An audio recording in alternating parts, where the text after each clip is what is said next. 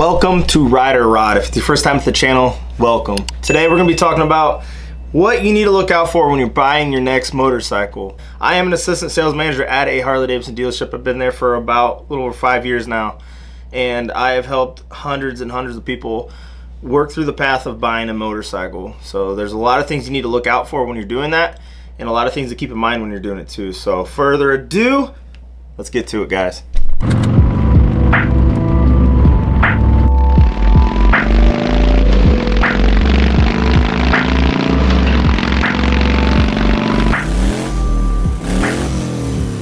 So let's talk about what you need to focus on when you're going to purchase your next motorcycle, okay? I've been doing this a long time, and I've helped hundreds of people go through that path of finding that dream motorcycle, that dream bike that's gonna fit their riding needs, it's gonna fit them safely, and more importantly, it's gonna fit their budget. That's a very important thing, and those are all things you need to think about when you're going to purchase your next motorcycle.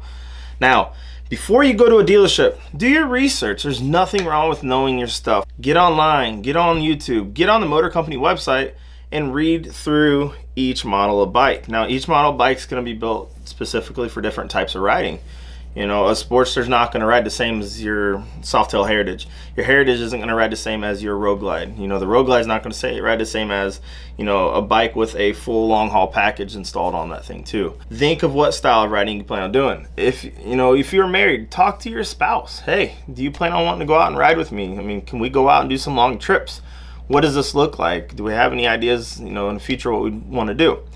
I can guarantee you that if you get onto a motorcycle and say you get a Sportster, and I always try to stray away from selling someone a Sportster for their first bike. Now, if someone truly wants one, I'm not going to tell them no. But at the same time, I'm going to walk you down the path of, if you get this motorcycle, you might grow out of it.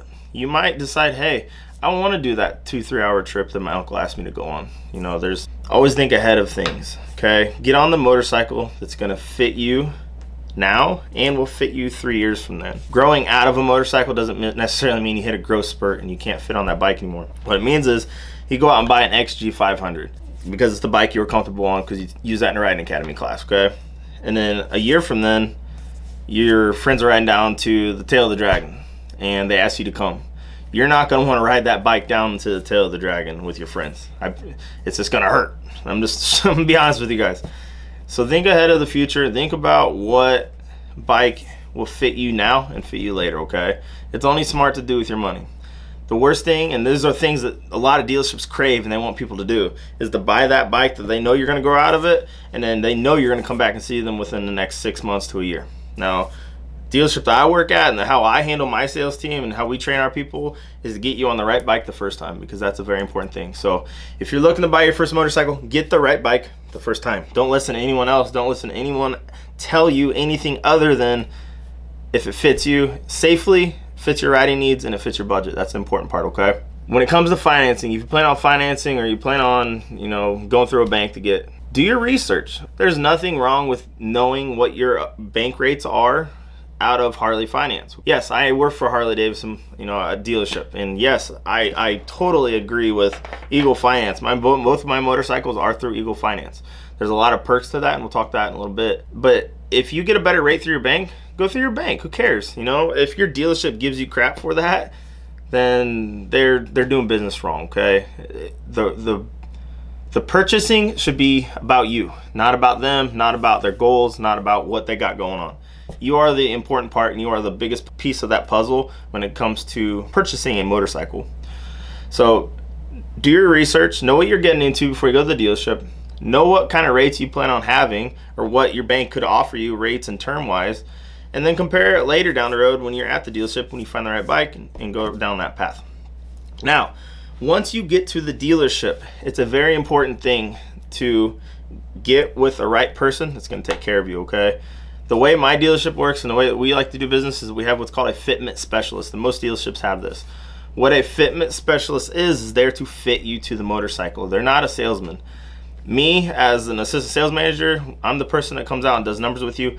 I'm the salesman. The guy that's going to be fitting you to your motorcycle or woman is going to be your fitment specialist. They're trained to know, we call it the riding triangle, where your butt sets, your feet set, and your arms position is. They're trained to know these things to be able to set you on these bikes to explain the feature, functions, and benefits of those bikes to fit your riding needs, to fit what you want out of a motorcycle. So if you're a performance guy and you like to go fast and you like the torque and you like the speed, let those people know those are what's important to you. If you're a safety person and your wife really wants you to get on something that is safe, explain that to them. Hey, I need a bike with RDRS, traction control, ABS, braking, things like that. They're going to lead you down that path to help you find that right bike. Don't be closed-minded.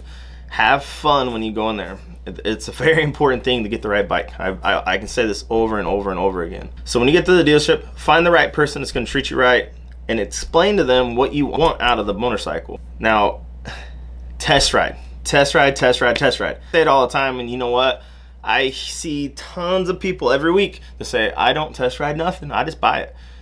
That's crazy. That's like buying a pair of shoes without trying them on. No, I get it. You go out and buy a truck or car, I still think you should test drive it. Some people don't. You're getting on something with 2 wheels. That's not cheap. Get on the motorcycle and ride the motorcycle. Now, a big one for me, and what I see a lot of, is that when guys come in and they bring their buddies with them that ride and say the guy looking for a motorcycle doesn't ride. Please listen to what you are feeling inside about the motorcycle, not necessarily what your friend's telling you what you should think about the motorcycle. Don't listen and get the bike that your friend thinks you should have. Get the bike that fits you right. And the only reason I'm saying that is because I see it all the time. I see people get the wrong bike based off of what their friends think they should have. Get that out of here. You don't need that. Don't do it. So you're in the dealership, you ride the motorcycle, and you love it. This is the right bike. I always ask the people, if you open your garage door up and you looked inside, would you want to see that bike sitting there? And if you truly feel like, yeah, no, the color's wrong, something's wrong, tell the fitment specialist. Tell them. Be honest, be open, and be real with them, because that's all, hopefully that's how they treat you too. Now, after you ride the motorcycle, you find the right one. That's the hard part. The easy part's the numbers, to be honest with you. It's gonna be based off of your credit, based off of what you've done in the past with your credit. It's gonna base off market, what the market's telling the bikes are worth, and the dealership is the in-between person who's there to kind of navigate you through with the bank to find the best options for you for buying. Now, once you purchase that motorcycle, please, please, please tell the dealership that you're at to deliver that bike to you. Now, I don't necessarily mean throw it in a trailer and bring it to your house, which we do at our dealership. What I mean is we have what's called a delivery specialist. We get the bike in the delivery bay, we fuel it up for you, it's all full gas. They're going to go from the front of that motorcycle to the back of that motorcycle. These new bikes have a lot of tech on them, and a lot of people aren't big techie people. It's very simple to do, but we have a person who will actually, set your phone up to Bluetooth. They're going to show you how the navigation works. They're going to show you how to set traction control, turn on your hill assist or vehicle hold. There's a lot of things, especially suspension. The suspension on these bikes are very, very, you got to get them set right for it to ride right. And it's something a lot of dealers don't talk about. I see it all the time over on my TikTok and other YouTube videos. The people don't understand nor knew that you could actually adjust your suspension based off of your weight, based off of if you have a passenger on the back, if you have luggage locked up on the back, and that's huge. Preload on suspension is a big thing. So make sure the dealership goes through that motorcycle with you and they train you on how to use that bike. You should be a professional on that bike before that bike leaves that building. So always, always, always do that. A huge one that a lot of people don't think about is the plate. In Indiana, where I'm at, you get a 45-day temp plate that you can run on your bike. Or you can transfer your plate off of your old bike to your new bike, and you have a certain amount of days before you have to get it registered and changed over. Make sure you get a plate. Don't take off, leave, run down the road without a plate on the bike, and then 2 weeks later call them and say, hey, I need a plate. Look for that. The dealership is responsible for getting you that, so they should have already done that for you. But that's just something I always keep an eye out for and look for when you are going to purchase your motorcycle. Okay, now let's go through it again. You did your research before you went to the dealership. You had an idea what you're looking for. You got to the dealership. You didn't listen to what your friend told you to do because it's your motorcycle. Remember that. You had an open mind. You listened to what the fitness specialist told you. You told them what you wanted, and you guys worked together to find the right bike for you. You're not fighting against each other, because that's a lot of dealerships do that, and it's just silly. You found the right bike. You sat down. You're open-minded. You guys got the rate you wanted, you got the term you wanted, you got the payment you wanted, you signed the paper. You went out, you got your bike delivered to you, so you know you're a professional on that motorcycle.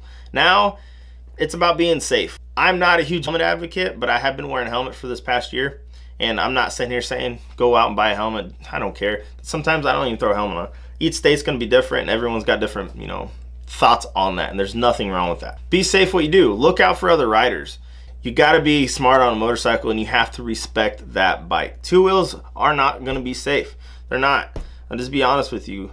But at the same time, you can make it as safe as you can, watching what your surroundings are, being smart on it. Don't go out and be a dum-dum.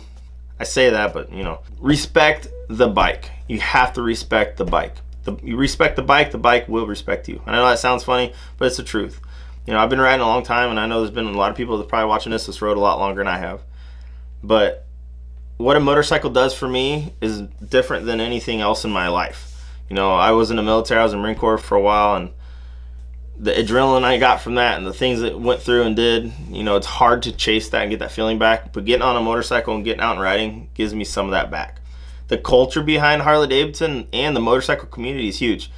You're going to meet a lot of really, really, really cool people that have the same mindset as you. You know, when you think of a big, burly, scary, tattooed, bearded man, some people get scared of that, but I can tell you right now, those are going to be the most respectful, kindest, they'll do anything for you people out there when it comes to the riding community. So it's all about respect. It's all about taking care of the person ahead of you and, you know, doing what's right. I know this video might have been a little bit short, and there's a few things that I probably didn't hit. If you have any questions that I did not hit, please let me know, comment below. I have a lot more videos coming like this. I'm just trying to figure out, you know, some other ideas of content. So if you guys have any ideas of what we could go over, you know, in this setting, not necessarily at the dealership, please let me know. Again, if it's your first time at the channel, I appreciate you guys for coming to hang out. If you can, go ahead and hit that subscribe button right here. Hit that follow button, hit the share button, and we will get to you guys next time on Ride or Rock. Take it easy, get out and ride. Just do it.